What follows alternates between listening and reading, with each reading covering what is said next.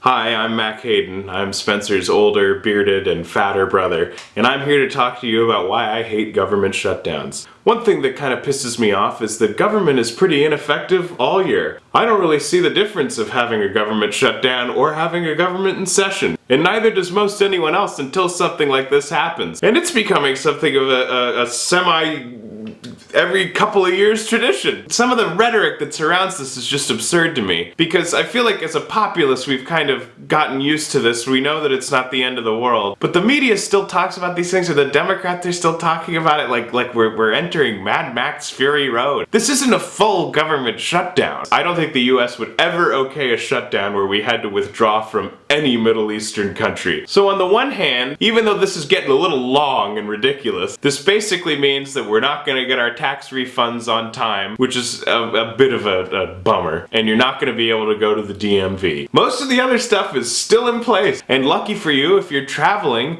you don't have to be fondled by as many TSA members, unless you're into that kind of thing.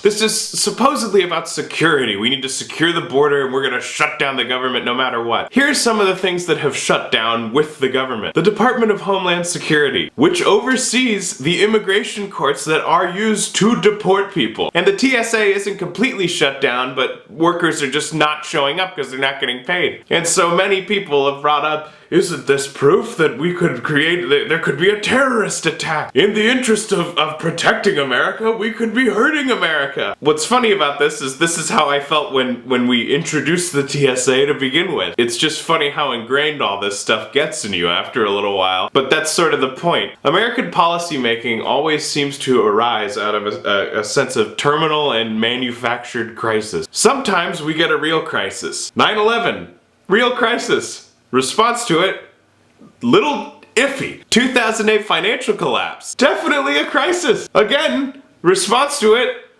pretty shitty. But now we're here, and there's a band of starving migrants approaching our border that we are fully capable of not letting in. I don't think people realize we invade people.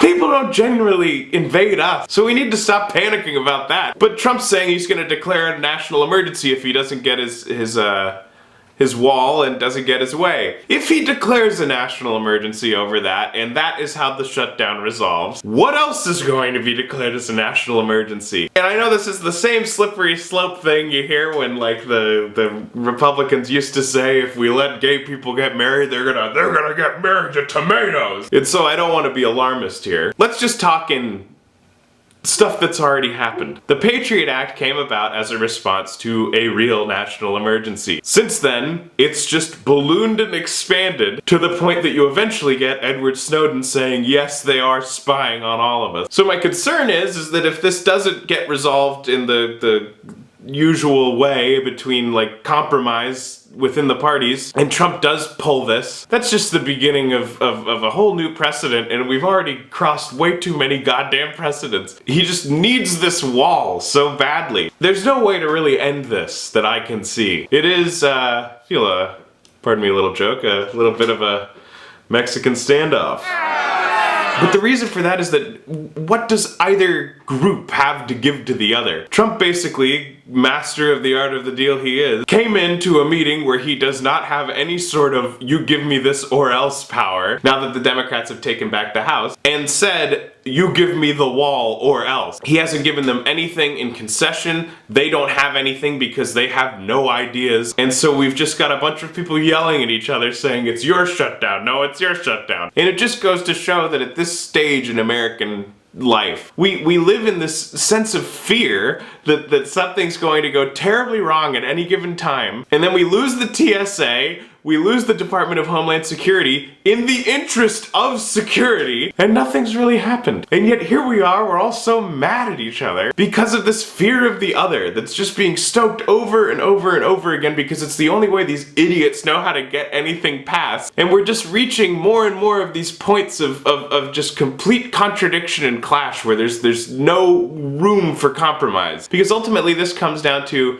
I want a wall, I don't want a wall. No one's gonna say, I'll take this or this much of the wall, because this has become so completely ideological. But then the irony is that there is another wall dividing You and me. I thought it was sweet. I don't know. Sometimes I come up with stuff. I don't know. But there is a divisiveness in American society, and we have luckily been given a metaphor for it through this need or perceived need for a wall. Because there's this belief that everything needs to shut down until we can keep everything that threatens us completely at bay. It's a myth. Border protection, I understand. Complete border security is an impossibility, with or without the wall. Because criminal activity and people who milk the system and people who will contribute to the system and build our society are not defined on the basis of walls or borders. And it's insane to think that if we just build this arbitrary construct, it's just the border but taller. And I'm not even trying to fall into that do-gooder liberal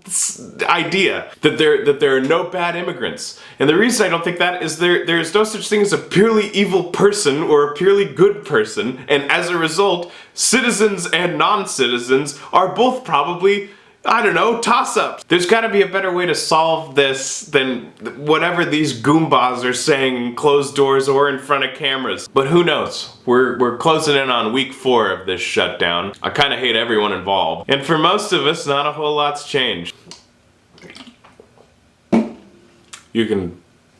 I feel shitty even saying this, but you can like or subscribe. Do something, you know.